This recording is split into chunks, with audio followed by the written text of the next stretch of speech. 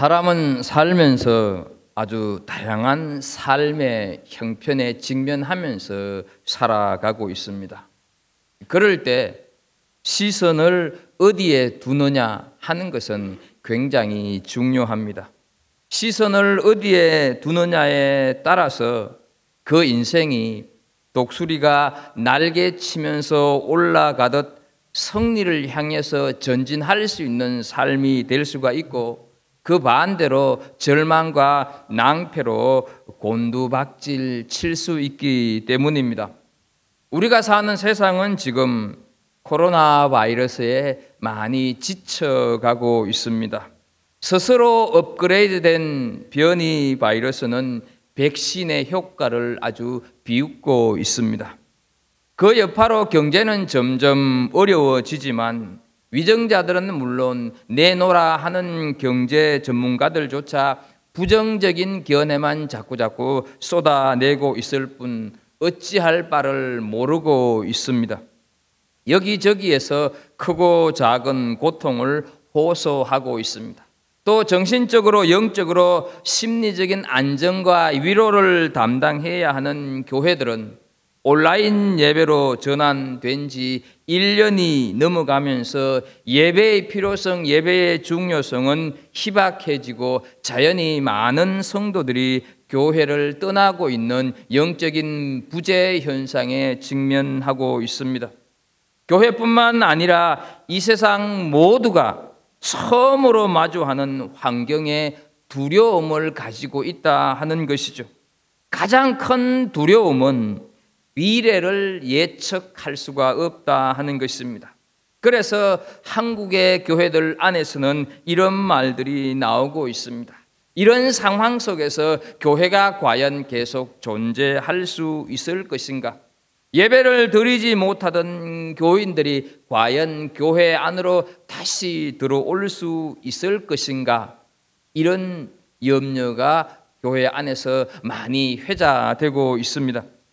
그나마 우리가 살고 있는 뉴질랜드는 국경봉쇄라고 하는 초강수를 두어서 근근히 유지하고 있지만, 그래서 심각성을 체감하지 못하고 있을 뿐 언제 락다운이 다시 찾아올지 모르는 현실이다 하는 것이죠.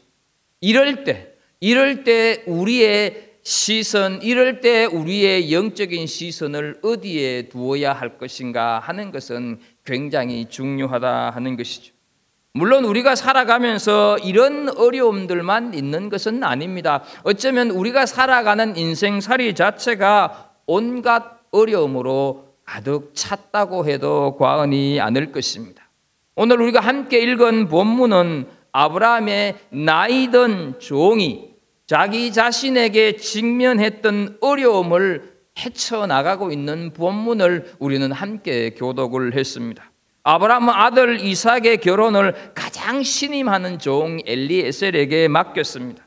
지지난 시간에 우리가 살폈듯이 생명을 건 약속을 하면서 아브라함은 아들의 신부감을 데려오라고 종에게 말을 했습니다. 우리는 여기서 종의 입장을 좀 생각하면서 그가 직면했던 그 상황 어려움들이 어떤 것인가 하는 것을 좀 생각을 해볼 필요가 있습니다. 주인으로부터 정말 중요한 일을 맡을 정도로 신임을 받았다고 하는 것은 굉장히 좋은 것이지만 내가 누군가로부터 인정을 받고 있다고 하는 것은 더할 나위 없이 기쁜 일이지만 한편으로 얼마나 부담스러웠을까 하는 것이죠. 믿고 맡겼는데 과연 그곳에 좋은 신부감이 있을까? 있다고 해도 그가 만약에 가지 않겠다고 해서 데려오지 못하면 어쩌나 하는 염려. 더욱이 이제 주인의 아들이 결혼을 하게 되면 그 가문의 리더십이 아들에게로 넘어가는 구세대에서 신세대로 가는 세대 교체를 가져오는 중차대한 결혼입니다. 하나님을 향한 주인의 신앙을 받아들이고 이해할 수 있는 며느리감이 있어야 할 텐데 남편을 도와서 한 가문의 살림살이를 책임질 수 있는 여인이어야 했다 하는 것이죠. 이런 엄청난 삶의 문제에 직면한 엘리에셀, 비록 현재 우리와 같은 삶의 문제는 아니다 할지라도 그의 어려움과 그의 고통이 어느 정도였을까 하는 것을 우리는 충분히 짐작을 하고도 남습니다. 그래서 우리는 이 늙은 종이 자신에게 주어진 그리 만만치 않은 삶의 무게를 이겨내는 방법을 오늘 본문 속에서 찾아보면서 우리에게 있는 온갖 어려움들 역시 이런 방법으로 이겨가자 하는 마음에서 함께 말씀을 생각을 해보겠습니다.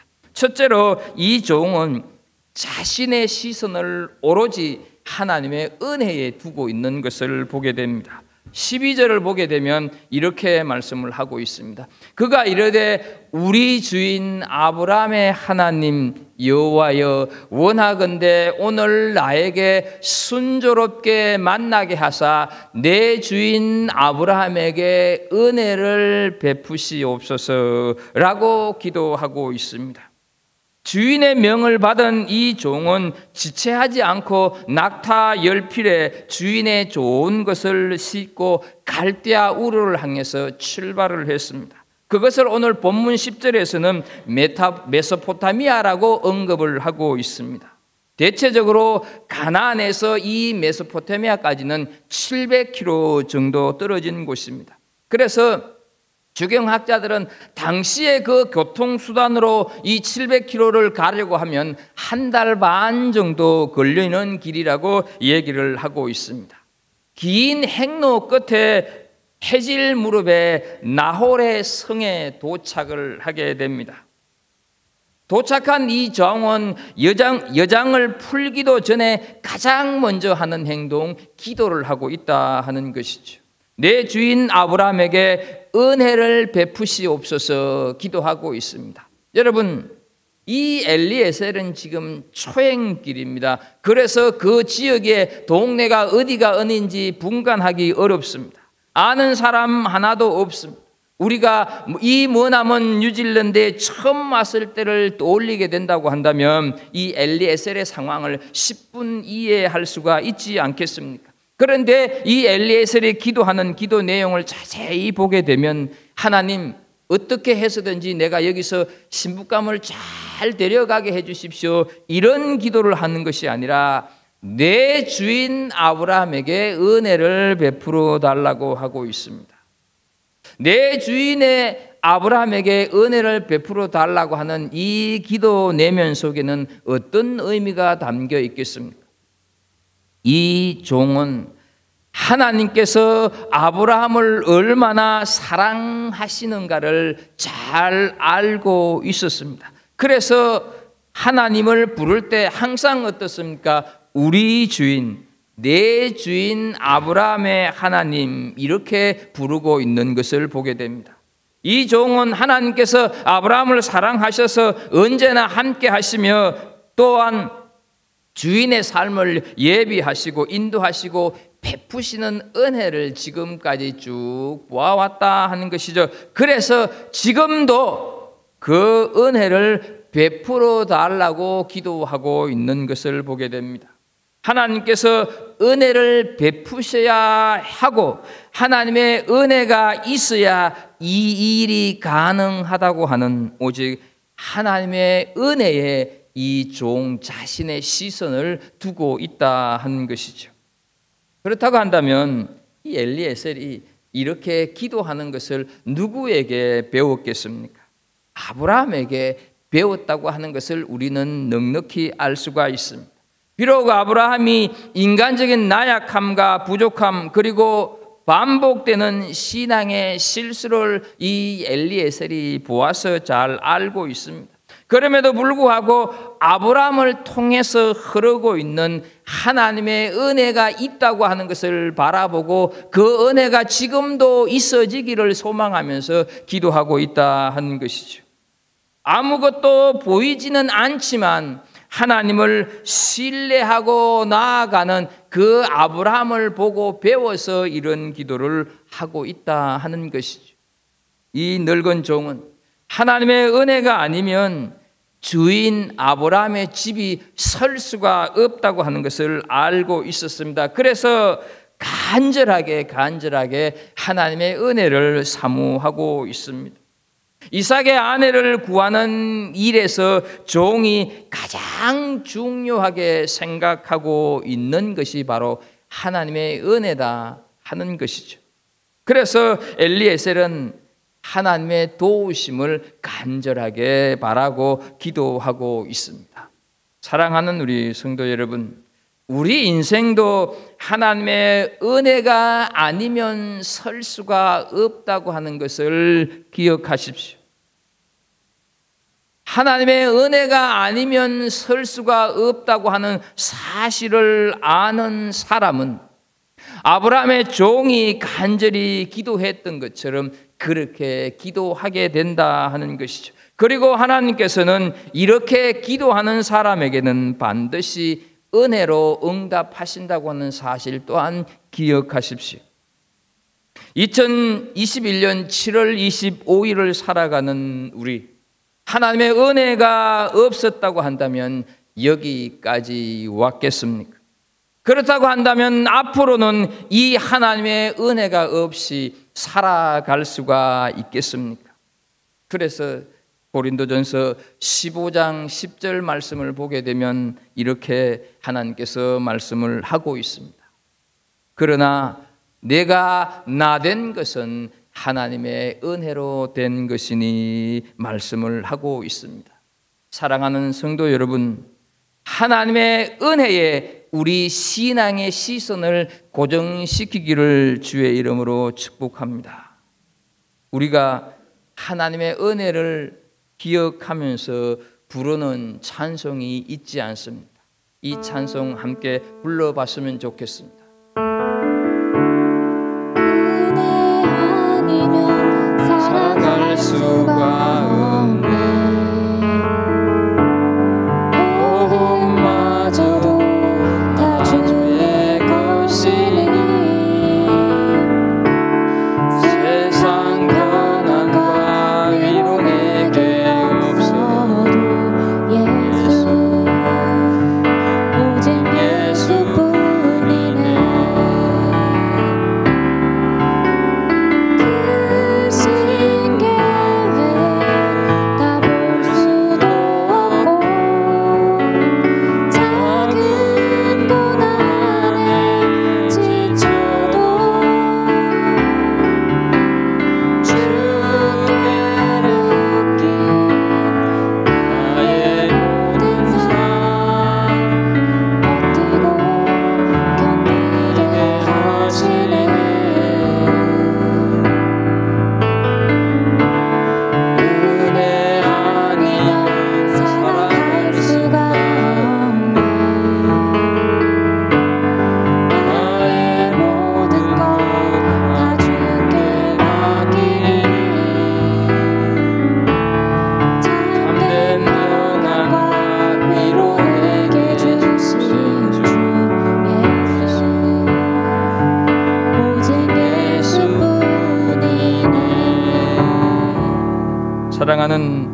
우리 성도 여러분, 하나님의 은혜에 우리 인생의 시선을 두십시오.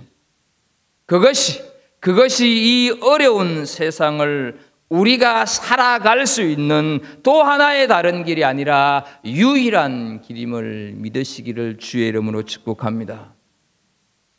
두 번째로 이 종은 하나님의 인도하심에 자기 시선을 두었습니다. 21절을 보겠습니다. 21절을 보게 되면 그 사람이 그를 묵묵히 주목하며 여호와께서 과연 평탄한 길을 주신 여부를 알고자 하더니 말씀을 합니다. 여러분, 이 구절을 조금 더 구체적으로 보기 위해서 현대인의 성경으로 번역한 것을 한번 좀 보도록 하겠습니다. 한편 그 사람은, 여기서 한편 그 사람은 엘리에셀을 얘기하는 것입니다. 여호와께서 그의 길을 잘 인도하셨는지 알아보기 위해 그녀를, 리브가를 묵묵히 지켜보고 있었다, 이렇게 번역을 하고 있습니다. 하나님께서 자신을 인도하심이 맞는지 지금 확인하고 있다 하는 것이죠. 무슨 말씀입니까? 엘리에셀이 하나님께서 아브라함에게 은혜를 베푸실 것을 기도하면서 그 응답의 여부를 알기 위해서 이렇게 얘기하고 있다 하는 것이죠.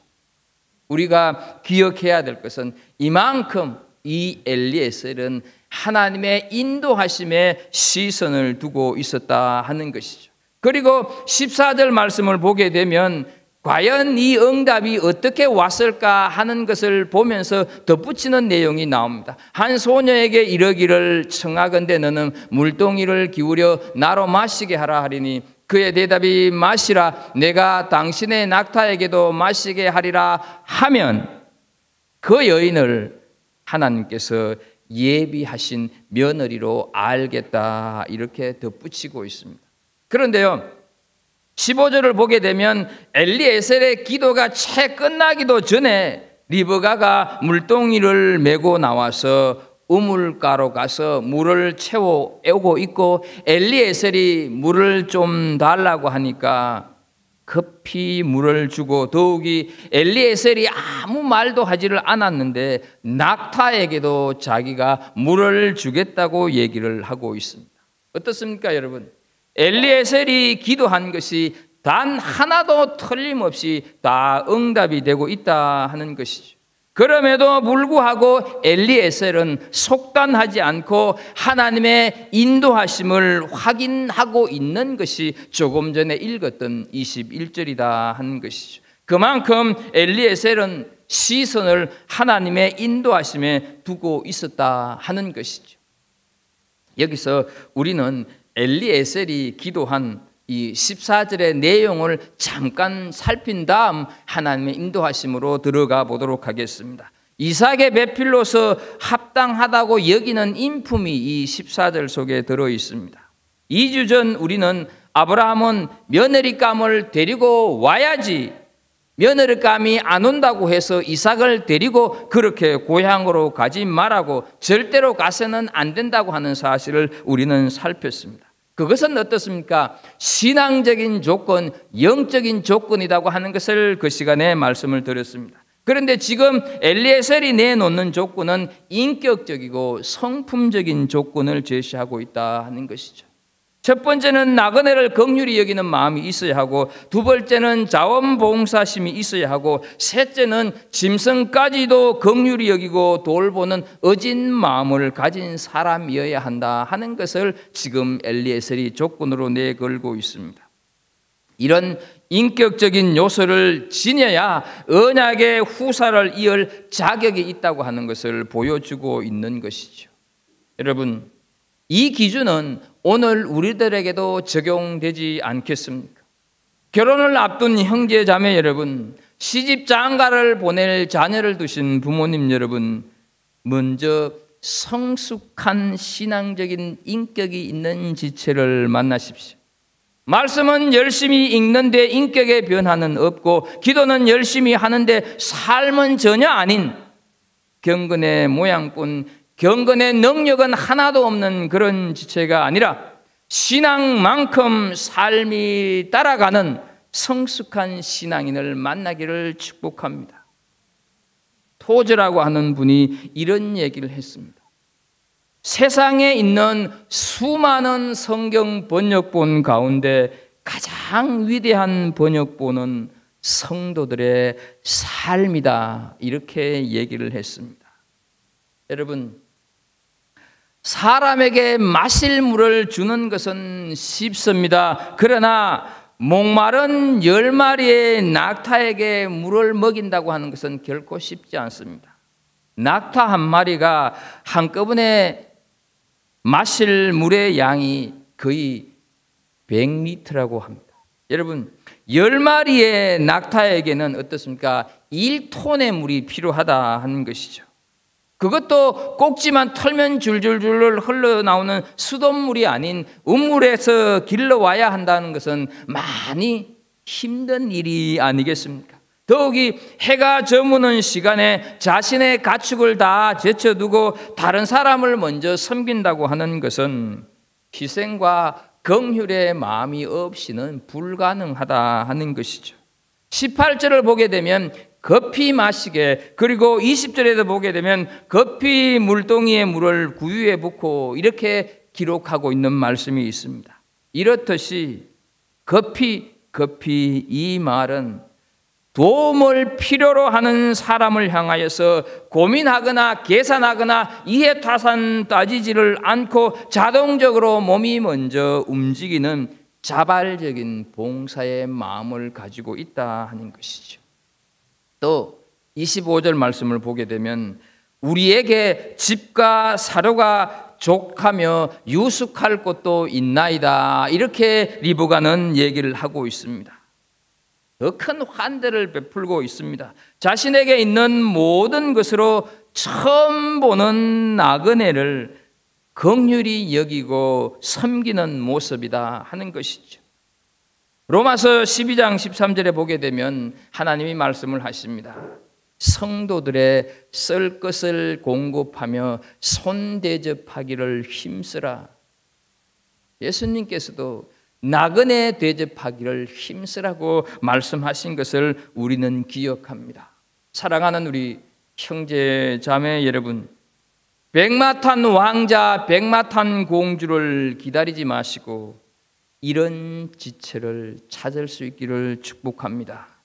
그리고 여러분 자신도 이런 형제가, 이런 자매가 되십시오. 이제 다시 하나님의 인도하심의 시선을 두었던 엘리에셀의 모습을 보겠습니다. 기도가 마치기도 전에 리브가가 물동이를 어깨에 메고 나타났다고 하는 것은 즉각적으로 응답하시는 하나님의 모습 아니겠습니까? 그래서 간혹 이 기도를 흉내내고 싶어하는 분들이 있습니다. 흉내를 내셔도 좋습니다. 단 이 종처럼 처음부터 기도로 시작하고 말씀 안에서 인도함을 받은 후에 결정적인 순간에 흉내를 내셔야 한다 하는 것이죠. 이 종은 자신이 필요한 순간에만 기도한 것이 아니었어요. 지금까지 하나님의 말씀으로 인도함을 받은 이후에 말씀이 지시하는 곳에 이르러서 결정적인 요소를 구하였다 하는 사실을 우리가 기억해야 하는 것입니다. 아무 데서나 아무 때나 기분 내키는 대로 조건을 정하고 구하는 기도는 기도가 아니라 도박이다 하는 것을 기억하십시오. 하나님께서 이 종의 기도만 응답하시겠습니까? 그렇지가 않습니다. 우리에게도 동일하신 하나님이신 줄로 믿습니다. 그러므로 우리에게 어떤 삶의 장벽이 있어도 하나님의 인도하심의 시선을 두는 은혜가 있기를 축복합니다. 응답받아야 할 문제가 있으면 하나님의 인도하심을 끝까지 신뢰하십시오. 하나님께서는 응답하시기를 원하시고 하나님께서는 응답하시는 분이십니다. 많은 사람들이 인생의 위기가 오면 하나님을 떠나거나 인간적인 방법으로 그 위기를 탈출하려고 합니다. 그러나 그것은 신앙인의 자세가 아닙니다. 하나님의 인도하심을 거부하는 일입니다. 고난과 위기가 찾아올 때 오히려 우리는 하나님의 인도하심에 우리 눈을 돌려야 할 줄로 믿습니다. 바울 사도가 순교하기 얼마 전 죄수의 몸으로 배에 실려서 로마로 압송되고 있을 때 지중해에서 유라굴로 태풍을 만나게 됩니다. 배 안에 사람들은 물론이거니와 선장도 선주도 어찌할 바를 모르고 있는데 강풍은 점점 더 심해졌습니다. 배사공들은 어쩔 수 없이 배를 보호하기 위해 모든 짐을 바다에 버렸고 설상가상 사흘째 되는 날은 배의 모든 기구를 버려야 했습니다. 그러나 여전히 강풍은 몰아쳤고 먹지도 마시도 못하는 날이 열흘 이상 계속되었습니다.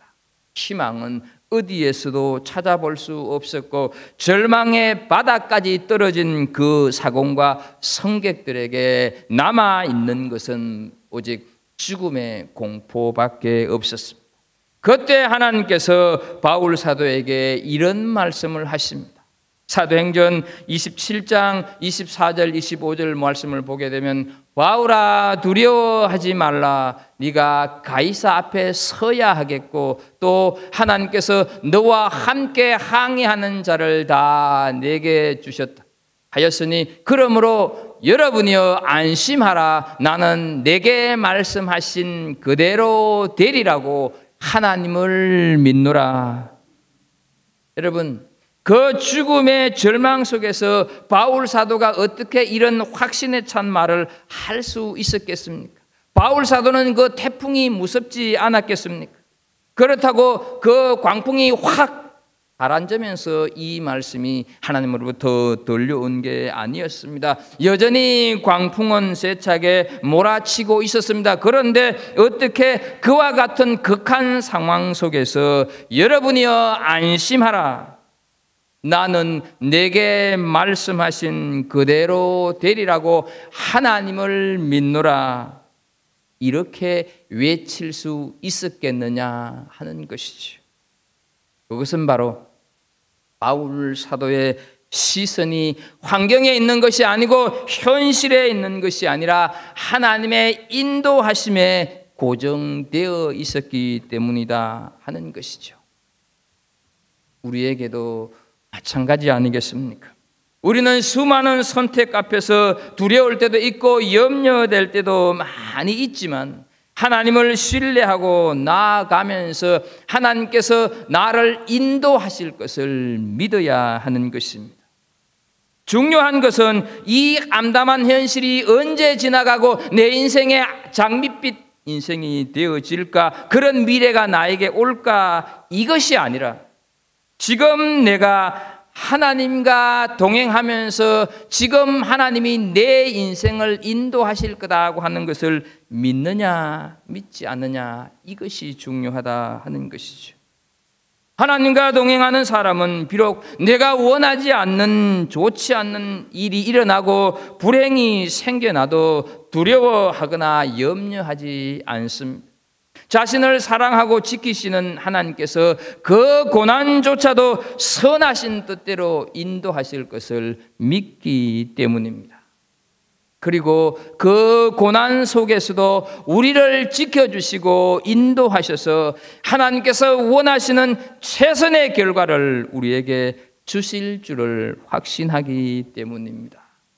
사랑하는 성도 여러분, 시편 32편 23편 2절에 이렇게 고백하지 않습니까? 그가 나를 푸른 풀밭에 누이시며 쉴만한 물가로 인도하시는도다. 여러분, 이 시를 다윗이 기록한 참으로 수많은 사람들에게 애송되어지는 시의 한 구절이다, 이렇게 받아들이지 않기를 바랍니다. 나를 저렇게 하나님께서 인도하신다고, 나를 푸른 풀밭에 누이시며 쉴만한 물가로 인도하신다고 내 신앙 고백으로 받아들이는 은혜가 있기를 축복합니다. 2021년 7월 25일을 살아가는 우리는 지금 우리의 신앙의 시선을 어디에 두고 있습니까? 하나님의 인도하심에 두는 은혜가 있기를 축복합니다. 세 번째, 이 종은 하나님을 경배하고 찬양하는 데 시선을 두었습니다. 26절과 27절을 보게 되면 이에 그 사람이 머리를 숙여 여호와께 경배하고 이르되 나의 주인 아브라함의 하나님 여호와를 찬송하나이다, 이렇게 고백하고 있습니다.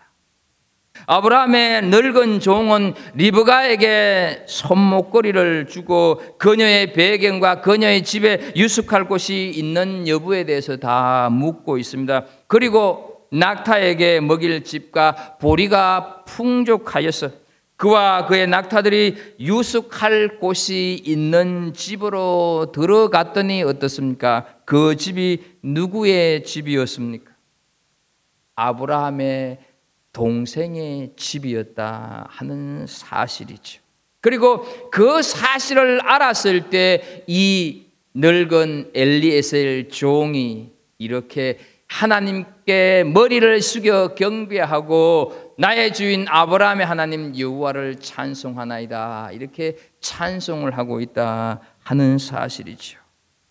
여러분, 모든 것이 다 하나님의 은혜라고 고백하면서 오직 여호와만 높이고 있는 것을 보게 됩니다. 그토록 자신이 수고했음에도 불구하고, 그토록 자신이 고생하였음에도 불구하고, 한 달 반 가량의 거리를 달려왔음에도 불구하고 어떻습니까? 모든 것을 다 하나님의 은혜로 여기고 자신의 시선을 하나님을 찬양하고 하나님을 경배하는 데 두고 있다 하는 이 사실은, 이 모습은 우리가 진실로 본받아야 할 신앙인의 모습이다 하는 것이죠. 불안과 염려, 여러 가지 삶의 고통이 없는 사람 이 세상에 아무도 없습니다. 상황은 다 같지만 그 상황을 대처하고 이겨내는 방법은 다 다르다고 하는 것을 기억하십시오. 우리는 지금 우리의 현실이 어떠하든지 하나님을 경배하십니까? 내 삶이 어떠하든지 하나님을 찬양하십니까? 하나님께 찬양하고 하나님을 경배하는 인생을 당해낼 사람은 아무도 없습니다. 그래서 요한일서 5장 4절 말씀을 보게 되면 무릇 하나님께로부터 난 자마다 세상을 이기느니라, 세상을 이기는 성리는 이것이니 우리의 믿음이니라 말씀을 하고 있습니다. 내 상황, 내 형편이 어떠하든지 하나님을 찬양하고 하나님을 경배하는 그 사람, 당해낼 자가 이 세상에 없다 하는 것이죠. 하나님을 경배하고 찬양하는 데 우리의 시선을 두는 은혜가 있기를 축복합니다. 우리는 오늘 다양한 이유로 불안과 염려의 시대를 살아내는 방법으로 우리의 시선을 하나님의 은혜에 두자, 우리의 시선을 하나님의 인도하심에 내 시선을 하나님을 찬양하는 데 고정시키는 것을 배웠습니다. 그리고 하나님께서 그것을 원하신다고 하는 것을 알았습니다. 그런데 왜 이게 안 될까 하는 것이죠. 사도행전 10장에 보게 되면 베드로가 기도하러 지붕에 올라간 사건을 우리는 알고 있습니다. 기도 중에 하늘로부터 보자기에 쌓인 짐승들이 내려옵니다. 그런데 그 짐승은 유대인의 율법에 따르면 먹지 못하는 음식입니다. 하나님께서 먹으라고 하십니다. 그런데 베드로는 먹지 않겠다고 합니다. 하나님께서 3번이나 먹으라고 했는데 베드로는 먹지 않겠다고 반항을 하고 있습니다. 여러분, 베드로는 예수님의 수제자예요. 성령을 체험한 사람이에요. 그런 사람이 사람의 말이 아니라 하나님의 음성을 듣고도 순종하지 않는다고 하는 것이 잘 이해가 되십니까? 지붕에 올라갔다고 하는 것은 아무도 방해받지 않는 곳에서 내가 하나님과의 그 독대를 하겠다고 하는 그런 마음 가지고 올라간 것 아니겠습니까? 그런데 하나님께서 먹으라 하는데 하나님 아니에요, 안 먹어요, 이렇게 먹지 않겠다고 얘기를 합니다. 왜 예수님 당시 유대인들이 예수님을 믿지 않을 수 있었을까? 이런 생각 한번 해보신 적 있습니까? 예수님의 그 육성을 직접 들었던 사람들 아닙니까? 죽은 자를 살리는 것을 직접 보았지 않습니까? 물로 포도주를 만드는 것을 직접 보았던 사람들이 예수님을 믿지 않았다고 하는 사실이 오늘 우리에게 이해가 되고 있느냐 하는 것이죠.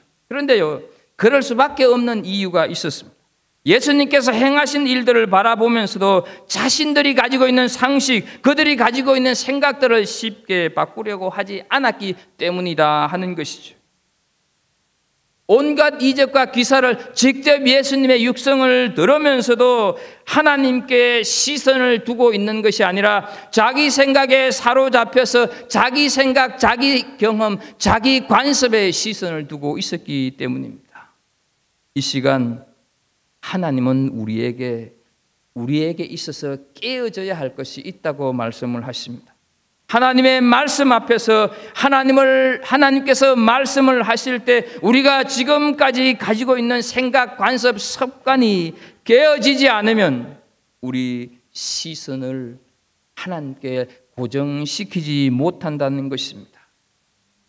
여러분, 우리 개인이 가지고 있는 신앙이 진짜 신앙이라고 믿으면 안 되는 것입니다. 내가 가지고 있는 신앙이 진짜 신앙이 아니라 기독교 신앙이 진짜 신앙이다 하는 것이죠.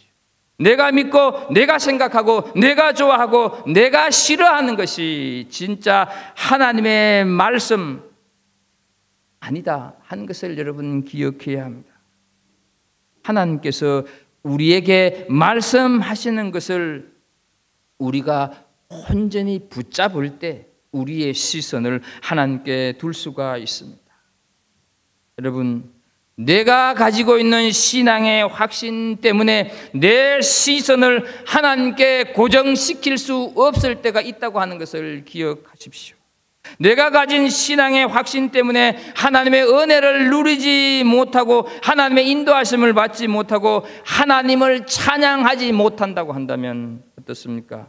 우리의 생각, 우리의 습관, 우리의 체험을 내려놓아야 하지 않겠습니까? 그랬을 때 우리는 우리의 시선을 하나님께 고정시킬 수가 있습니다. 우리 모두가 다 우리의 시선이 하나님을 향해 고정시키는 그런 성도들이 되기를 예수님의 이름으로 축복합니다.